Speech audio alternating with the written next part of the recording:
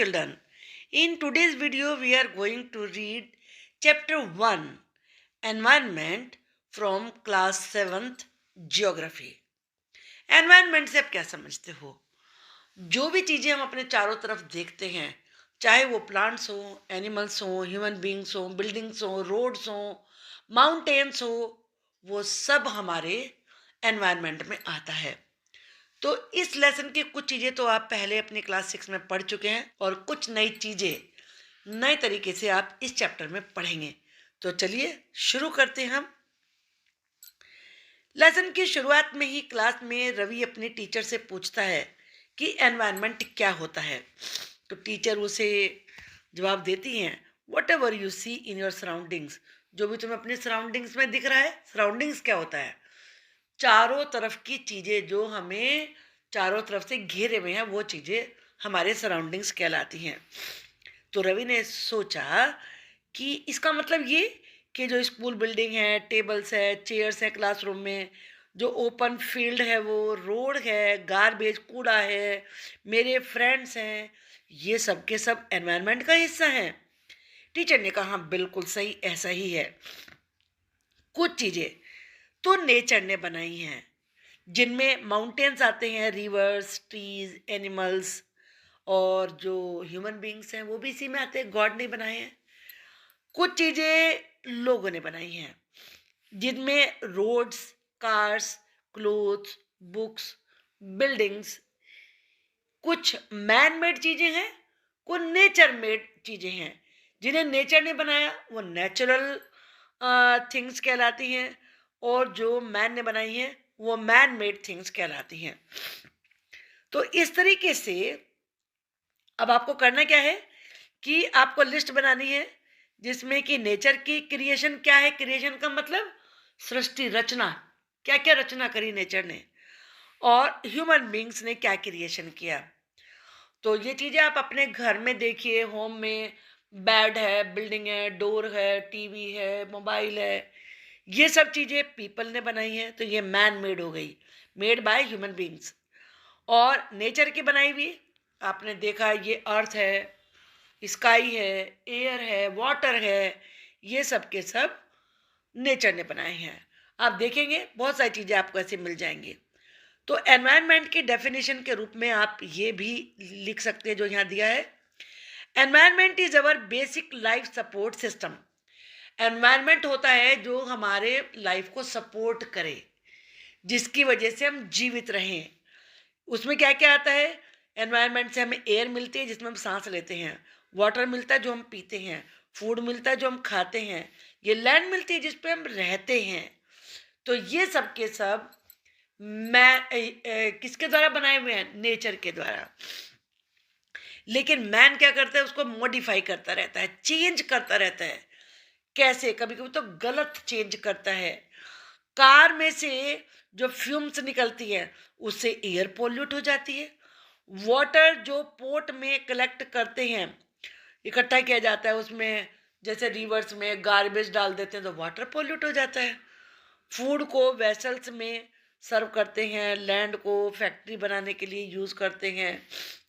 तो आदमी ने जो बहुत सारी चीज़ें बनाई हैं, कार्स है, मिल्स है, फैक्ट्रीज है, और उन्होंने कंटेनर्स भी बनाए हैं, जितने बॉक्सेस हैं आपके, ये सब कंटेनर्स होते हैं। तो ये सब के सब नेचुरल एनवायरनमेंट को मॉडिफाई करते हैं। मॉडिफाई का मतलब होता है चेंज, चेंज कर देते हैं। इकबाल पूछता है कि हमारा एनवायरनमेंट चेंज क्यों हो रहा है, क्यों चेंज करता है मैन? तो उसकी वजह हमारी नीड्स, हमारी आवश्यकताएं, और वो हमारी जो ज़रूरतें हैं वो डेली बढ़ती जा रही हैं। इसीलिए नेचुरल सराउंडिंग को मैन मॉडिफाई करता है, और कभी कभी तो उसे नष्ट करता है। जैसे ट्रीज है, फॉरेस्ट है, उनको काटते हैं ना, लैंड को क्लियर करते हैं, पेड़ हटा के, पौधे हटा के, वहाँ पर फिर हाउस बनाते हैं, बिल्डिंग्स बनाते हैं, रोड्स बनाते हैं। तो हमारी ज़रूरत होती है, नीड्स होती हैं, और उससे एनवायरनमेंट में चेंजेस आते हैं, और जिससे कि बहुत सारी चीज़ें डिस्ट्रॉय भी होती हैं। अब देखिए यहाँ पर ये काफ़ी सारी लिस्ट दी है, इससे आपको हेल्प मिलेगी। जो एनवायरनमेंट के कंपोनेंट्स हैं उसमें क्या चीज़ें हैं? एक तो नेचुरल, जो नेचर ने बनाई हैं, जैसे water hydrosphere, air atmosphere, land lithosphere, और लिविंग थिंग जितनी भी, चाहे एनिमल्स हों, बर्ड्स हों, ह्यूमन बींग्स हों, वो सब बायोस्फीयर में आते हैं। अब ह्यूमन मेड थिंग्स हैं, ये सब तो नेचुरल थिंग्स थी, जिसमें बिल्डिंग्स हैं, पार्क्स हैं, ब्रिजेस हैं, रोड्स हैं, मोन्यूमेंट्स हैं, जैसे ताजमहल है, कुतुब मीनार है, और इंडस्ट्रीज हैं। अब ह्यूमन ने और क्या चीज़ें बनाई हैं? ही एक ह्यूमन इंडिविजुअल कहेंगे। जब ह्यूमन ने अपनी फैमिली बनाई, उनके चिल्ड्रन हुए, मैरिज करी, तो फैमिली बन गई। फिर जब बहुत सारी फैमिलीज मिली तो कम्युनिटी बन गई। जो कम्युनिटी थी, उन्होंने एक ही तरह से अपने व्यवहार करना शुरू किया। गॉड को के लिए पूजा पाठ के तरीके जो थे वो एक जैसे थे, तो रिलीजन बना।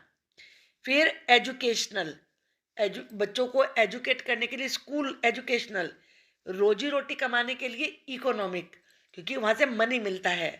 और वे पॉलिटिकल सिचुएशन, जो हमारे सारे कंट्री के लिए रूल्स बनाते हैं हमारे लीडर्स, वो पॉलिटिकल सिचुएशन हुई। अब हम यहाँ पर दो चीज़ें इंपॉर्टेंट देखते हैं, बायोटिक और अबायोटिक। केवल ए लगाने से अपोजिट हो जाता है। जो बायोटिक वर्ल्ड है उसमें सारे लिविंग ऑर्गेनिज्म आता है, जीवित प्राणी, जिसमें प्लांट्स हैं, एनिमल्स हैं, ह्यूमन बींग्स भी हैं। अबायोटिक में नॉन लिविंग एलिमेंट्स जैसे लैंड है। अब इससे हमें क्या पता चलता है कि एनवायरनमेंट क्या होता है? एनवायरनमेंट की डेफिनेशन इसको याद करिए आप। प्लेस यानी कि जगह, पीपल, थिंग्स, नेचर, जो लिविंग ऑर्गेनिज्म को घेरे हुए हैं चारों तरफ से, वो कहलाता है हमारा एनवायरनमेंट। इसमें दोनों चीजें आती हैं, नेचुरल भी और ह्यूमन मेड फेनोमेनन भी। तो आप इसमें नेचुरल एनवायरनमेंट में दोनों चीजें आती हैं, बायोटिक भी और अबायोटिक भी। ये अब ध्यान रखिए, यहाँ पर एग्जांपल दिया लैंड का। लैंड किसने बनाई है? ये नेचर के द्वारा बनाई गई है। तो नेचुरल एनवायरनमेंट में बायोटिक और अबायोटिक दोनों आते हैं। इसके बाद नेचुरल एनवायरनमेंट। नेचुरल एनवायरनमेंट में क्या क्या चीजें आती हैं? लैंड, वाटर, एयर, प्लांट्स और एनिमल्स, ये नेचुरल एनवायरनमेंट में आते हैं। ये जहाँ मैंने जितना भी हाईलाइट किया हुआ है, इन चीज़ों को आप ध्यान से देखिए। अगर आप ये दिमाग में आपके बैठ जाए तो लेसन पूरा अच्छे समझ में आ जाएगा। इसके आपने क्लास 6 में पढ़ा था कि 4 स्फीयर पढ़े थे आपने। लिथोस्फीयर, लिथो का मतलब ही रॉक होता है, यानी कि लैंड। आप सोचेंगे हमारे ज़मीन पे तो मिट्टी होती है, सॉयल होती है। ये सॉयल की थिन लेयर है, इसके नीचे रॉक्स ही हैं। हाइड्रो का मतलब ही वाटर होता है, तो हाइड्रोस्फीयर, जिसमें ओशंस, सी, रिवर, लेक, पॉन्ड्स, ये सब आते हैं। एटमॉस्फेयर, एयर, एयर के लिए यूज होता है। तो हमें चारों तरफ से एयर घेरे हुए है, धरती के चारों तरफ एयर है, तो वो एटमॉस्फेयर। बायोस्फीयर, बायो का मतलब ही लाइफ होता है, तो जिनमें भी लाइफ है, चाहे वो एनिमल्स हैं, प्लांट्स हैं, इंसेक्ट्स हैं, बर्ड्स हैं, ह्यूमन बींग्स हैं, सब बायोस्फीयर में आते हैं। अब लिथोस्फीयर, यहाँ एक आपका रिवीजन हो जाएगा। कुछ तो मैंने आपको मेन चीजें बताई हैं। जो सॉलिड क्रस्ट, ऊपर की जो हार्ड लेयर है अर्थ के ऊपर की, वो लिथोस्फीयर कहलाता है। उसमें क्या क्या है? रॉक्स है, मिनरल्स हैं, उनसे बनी हुई है। उसके ऊपर एक सॉयल की थिन लेयर है, पतली सी लेयर है। ये इरेगुलर सरफेस है, उबड़ खाबड़, कहीं हाई है, माउंटेन बन गए, कहीं हिल्स बन गई, कहीं नीचे चली गई तो वैली बन गई। तो जिसमें माउंटेन्स हुए, प्लेट्यू हुए, प्लेन्स हुए, वैली हुए, ये आपने क्लास 6 में पढ़ी थी, सब अलग अलग लैंड फॉर्म्स। तो ये किस में है? लिथोस्फीयर में। लिथोस्फीयर बहुत इंपॉर्टेंट है। क्यों? क्योंकि लिथोस्फीयर ही वो डोमेन है जिसमें हमारे सारे फॉरेस्ट हैं, ग्रास लैंड है, जिन्हें हम चराने के लिए, ग्रेजिंग का मतलब होता है चराना, एनिमल्स को चराने के लिए हम जिन्हें यूज करते हैं वो सब भी। और साथ में एग्रीकल्चर जिस पे करते हैं वो लैंड भी लिथोस्फीयर में ही है। ह्यूमन सेटलमेंट, सेटलमेंट का मतलब बस्तियां, कॉलोनीज, लोगों की कॉलोनियां, वो भी वही है। और मिनरल वेल्थ, मिनरल क्या होता है? आयरन और है, कॉपर है, ये सब जमीन में से निकलते हैं, गोल्ड है, तो ये सब मिनरल्स कहलाते हैं, मिनरल वेल्थ है ये। अब देखो यहाँ पे चारों बताएंगे, इसको अच्छे से देखिए।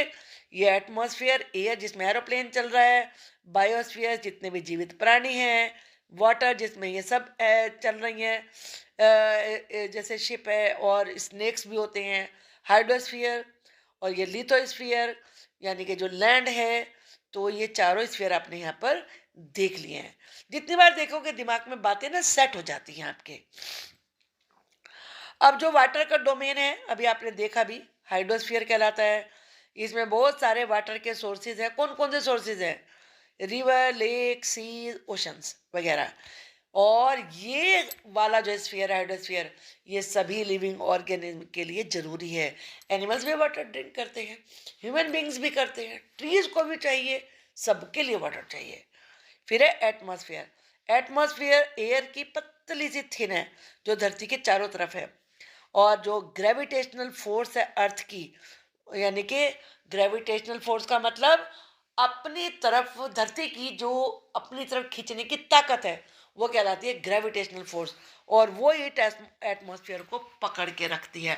आप सोचोगे नहीं तो हवा चल के तो कहीं और चली जाएगी, नहीं जाती, क्योंकि वो जो अर्थ की ग्रेविटेशनल फोर्स है वो इस एटमॉस्फेयर को पकड़ के रखती है। ये बहुत जरूरी है। क्यों? क्योंकि ये हमें प्रोटेक्ट करती है। किससे प्रोटेक्ट करती है? हार्मफुल रेस से और सूरज की बहुत तेज गर्मी से। और इसमें क्या क्या होता है? बहुत सारी गैसेस है, डस्ट है और वाटर वेपर भी होता है। जब एटमॉस्फेयर में कोई चेंज आता है तो वेदर चेंज हो जाता है, क्लाइमेट चेंज हो जाती है। आप जानते हो ना, अभी अभी एकदम से बहुत ठंडी हवा चलने लगी तो कोल्ड हो गया, बहुत तेज गर्म चलने लगी तो हॉट हो गया। तो एयर से चेंजेस आते हैं ये। अब बायोस्फीयर क्या होता है? प्लांट्स और एनिमल सब मिलके बायोस्फीयर बनाते हैं। और ये लैंड, वाटर, एयर, इन सब के बीच का एक नैरो जोन है। अब इकोसिस्टम क्या होता है? अब देखो यहाँ एक कन्वर्सेशन दी है इन्होंने, जो जैसी है वो कहती है, अरे कितनी तेज हैवी डाउनपोर का मतलब है होता है हैवी रेन। मुझे तो इससे अपने ग्रीन फील्ड की याद आ रही है, जो कोकोनट के प्लांटेशन है उनकी याद आ रही है। अब हीरा जो जैसलमेर से है, वो क्या कहता है? क्योंकि जो जैसी थी वो केरला की थी, केरला में खूब सारी रेन आती है। जो हीरा है वो जैसलमेर से है, जो कि राजस्थान में है, वहाँ रेन ही नहीं आती। वो कहता वहाँ तो रेन ही नहीं आती, हमें तो केवल कीकड़ के पेड़ दिखाई देते हैं या सैंड ही सैंड दिखाई देता है, और बस कैमल्स दिखाई पड़ते हैं। ये यहाँ पर ए पॉइंट दिखाया इकोसिस्टम में। तो और हमारे जो डेजर्ट होता है जहाँ सैंड होता है, उसमें रहता भी क्या है? स्नेक्स रहते हैं, लिजर्ड्स रहती हैं और बहुत सारे दूसरे इंसेक्ट्स रहते हैं। तो तब टीचर उनको एक्सप्लेन करती है कि इसका क्या मतलब है। टीचर बताती है कि जितने भी प्लांट्स, एनिमल्स, ह्यूमन बींग्स हैं, वो सारे सराउंडिंग पे डिपेंड करते हैं और कई बार वो एक दूसरे पे इंटरडिपेंडेंट होते हैं। तो जो जितने भी जीवित प्राणी हैं, उनमें जो ये रिलेशन होता है एक दूसरे पे डिपेंड रहने का, अपने एनवायरनमेंट में डिपेंड रहने का, इसे ही इकोसिस्टम कहते हैं। तो और सभी जगह इकोसिस्टम होता है। जैसे कहीं पर रेन फॉरेस्ट होते हैं, कहीं पर ग्रास लैंड होते हैं, कहीं पर डेजर्ट होते हैं, कहीं माउंटेन्स हैं, कहीं लेक, रिवर, ओशन और कई छोटे छोटे पॉन्ड हैं। ये सब इकोसिस्टम का पार्ट होते हैं। और ये सबसे इम्पोर्टेंट बात याद रखिए, आपको एग्जाम में ये आ सकती है कि पूरे वर्ल्ड में एनवायरनमेंट डे मनाया जाता है 5 जून को। अब बार्टर सिस्टम क्या होता है? बार्टर सिस्टम ट्रेड होता है, व्यापार होता है, जिसमें हम पैसा दिए बगैर चीज देके दूसरी चीज लेते हैं, उसे कहते हैं बार्टर से। पुराने समय में यही होता था जब पैसे नहीं थे, कि मान लीजिए कोई शू बनाता है और दूसरा जो है वो गेहूं उगाता है, तो वो क्या करते थे? उसे शू दे के आते थे, उससे गेहूं लेके आ जाते थे। तो ये था बार्टर सिस्टम। ह्यूमन बींग्स अपने एनवायरनमेंट से इंटरेक्ट करते हैं और उसे मॉडिफाई करते हैं। मॉडिफाई कैसे करते हैं? तो ये देखिए कैसे हुआ मॉडिफाई। आदमी ने नए नए तरीके सीखे और एनवायरनमेंट को चेंज किया। क्या सीखा उन्होंने? क्रॉप्स उगाना सीखा, डोमेस्टिकेट एनिमल्स को पालतू बनाना सीखा, सेटल्ड लाइफ एक जगह बस के जीना सीखा, और फिर व्हील का इन्वेंशन किया, सरप्लस फूड पैदा किया, बार्टर सिस्टम हुआ उससे। क्योंकि फूड खाली आप ये सुनो ना, जो अपने खेत में उगाया वही खाएंगे बस आप, वेजिटेबल चाहिए आपको, तो आप वेजिटेबल वाले को जो वेजिटेबल उगा रहा है उसे आप जो वीट है, राइस है, वो दे के आएंगे और उससे वेजिटेबल लेके आएंगे। ट्रेड हुआ, फिर कुछ लोगों ने उगा के दूसरी जगह बेचना शुरू किया, तो उससे ट्रेड आया, कॉमर्स डेवलप हुआ। फिर फैक्ट्रीज लगी, जिससे ज़्यादा प्रोडक्शन होने लगा। तो ज़्यादा प्रोडक्शन हुआ तो ले जाने के लिए ट्रांसपोर्टेशन बसेस वगैरह बनी। फिर उसके बाद इंफॉर्मेशन यानी कि कम्युनिकेशन हुआ, जिससे इंटरनेट है, मोबाइल है, रेडियो है, टीवी है, ये सब बने। तो इस प्रकार से ह्यूमन एनवायरनमेंट मॉडिफाई हुआ। तो ह्यूमन एनवायरनमेंट में और नेचुरल एनवायरनमेंट में एक परफेक्ट बैलेंस होना बहुत ज़्यादा ज़रूरी है, तभी आप अच्छे तरीके से लाइफ जी सकते हैं।